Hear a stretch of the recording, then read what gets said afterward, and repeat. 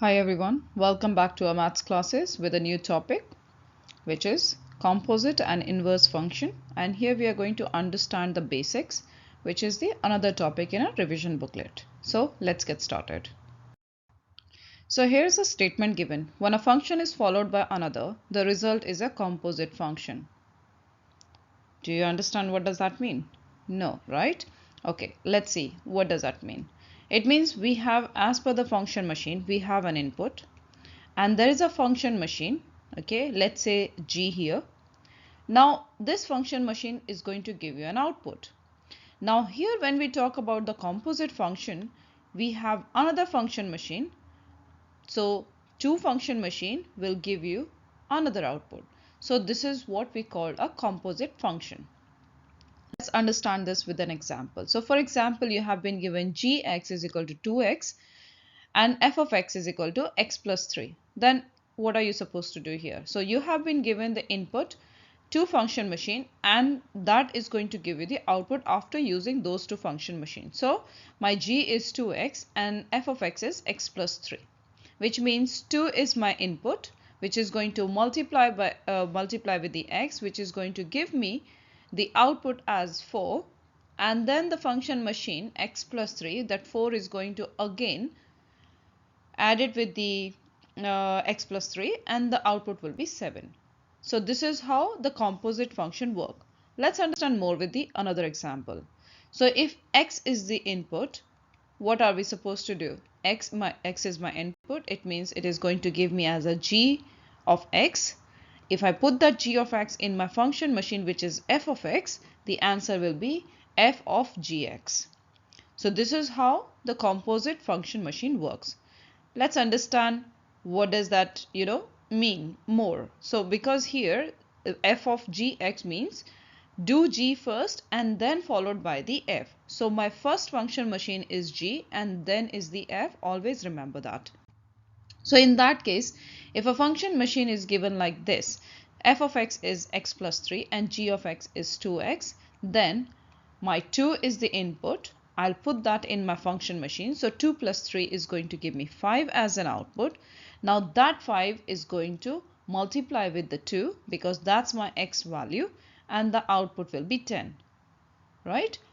So if x is the input here, again, let's see f of x and g of x. So x is the input, that will give me f of x, and then I'll put this f of x in the function machine of g. Then the answer will be g of f of x. All right. So it feels a bit complicated, but you'll understand much more, in this lesson more. All right. So here g of fx means do f first and then followed by g. So letters can be changed. They can be changed their positions or their sides. So don't get confused. What we need to do, whatever is written first, okay, that should be done second. Remember that, okay, that letter. Now let's understand this with this example. So we need to substitute one function into another. So here rather than g, I have just written v. So don't worry about it, okay. Why the v is given? So it's a function of v. So f of x is given 3x, v of x is given 2x plus 5. So what is v of fx? Which means I have to do fx first. Okay. Now substitute f value into v's value. What I'm going to do here is v of fx is equal to 2 times 3x plus 5, which means the answer which I'm going to get as 6x plus 5. Okay. So sometimes we are not given the values. We have to leave the answer as it is in the algebraic form. So don't worry about it if you don't know where the value is. Now your turn. Try doing this question by pausing the video. Right. So here k of x is given as 4x. Now w of x is given 3x minus 6. What I'm going to find out is w of kx. Okay, which means I'm going to substitute kx value into w. Okay, which will look like this, and the answer will be 12x minus 6. Now there is another function which we talk about. Here f of x means we all know that it's a function of x, which means it's often written as f of x is equal to 3x plus 2. Okay, we all know about it, which means in this case multiply by 3 then add 2. Okay, so this is what this is trying to say. Here we are going to learn about function which is called inverse function. So for inverse function, we do the opposite of the function, or we say we go in reverse. So here, for example, 2x minus 4 by 3, that's the value of f of x. So what it is trying to say, that times my input times by 2, then minus 4 divided by 3 is going to give me the answer. So whatever is the division, as I've told you in my previous video as well, the signs will reverse. So division will become multiplication, minus will become plus, and times will become divide. So in that case, the value which I'm going to get for f of x, which is minus 1, which is an inverse. Inverse means minus 1 written on top of the x. The answer will be 3x plus 4 divided by 2.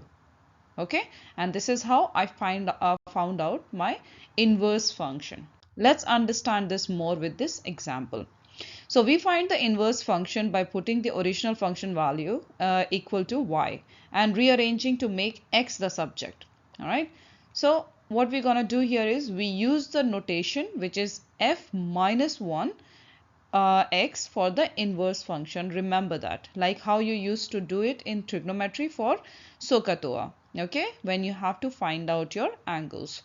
So here functions inverse, it means if the value is given as f of x is equal to x plus 4, here we are adding the 4. Inverse function, we have to subtract the 4, and then the answer which you're going to get as x minus 4. So let's see another one. G of x is equal to fx. 5x means 5 is timesing with the input. Okay, now here in the inverse function, I'm going to divide it with the input. Similarly, 4x plus 2, it means the 4 is multiplying with the x, and then we are adding 2. Here we inverse it, subtract by 2 and divide it by 4. Okay, and this is how the inverse function works. So let's understand with the example. Find the inverse of the function f of x is equal to 2x square minus 7. So what am I going to do here is, suppose y's value is given. I have changed f of x with the terminology, means with the letter y. Okay, it's not a big deal. Everyone can do that. Okay, and it's not a wrong thing to do in your exam also. Now I will take the x, because I need to keep my x value, I need to find out my x value. I'll take the 7 to the other side and it will change the sign, which will become y plus 7, and then because 2 is multiplying with the x square, it means that will divide to the other side, which means it will say y plus 7 divided by 2 is equal to x square. Now I need to leave x square as an x. Okay, I don't want 2x there. So the inverse of the x square is always being a square, it's going to be a square root. So it means I just need to square root the value opposite to the x, and that's my x value. So here the f of minus 1x is going to be square root x plus 7 by 2. So this is the answer for my inverse function, or inverse value of my function given as f of x is equal to 2x square minus 7. All right, now when let's say f of x is equal to y and rearrange to make x the subject. So this is the hint which we are just trying to give you, that sometime we need to find the x value to use it in our function machine. Next is find the inverse of the function f of x is equal to 3 divided by x minus 1. How are we going to do it? So y's value is 3 is equal to x minus 1. Change the sides. Okay, y is going to multiply with x minus 1 is equal to 3. Xy minus y 3, and then I'll take the y to the other side because I need the value of x, and because x is multiplying with the y on one side, so the answer will be 3 plus y divided by y, and the answer will become as f minus 1 of x is equal to 3 plus x divided by x. So why I'm changing this from y to x? Because that's my x value. Okay, we are just doing these things to make our question simple and to find the answer. So here, always remember, you can always rearrange to make the f of x to y to to make the x as the subject. So now we are going to understand this more with the example. We need to reverse the function machine to use the inverse operation. Always remember that. So here the value is given, f of x is equal to 4x minus 5, which means x is multiplying with the 4 and minus with the 5, and that's the answer for the normal f of function machine. But if I need the inverse, I need to add 5 divided by 4, and the answer is going to be x plus 5 divided by 4, and that's how I will get as my inverse function answer. So now, if you have been given f of x is equal to 2x minus 3, similarly, you are going to go inverse and you will find your answer. So here f of minus 1, which is inverse of x, is equal to x plus 3 by 2. Thank you for watching. We hope you found this video informative and helpful. Remember to always break down the problems and use logical and critical thinking and check your work. And remember, practice makes perfect, so don't be afraid to tackle similar problems whenever you get a chance for the topic.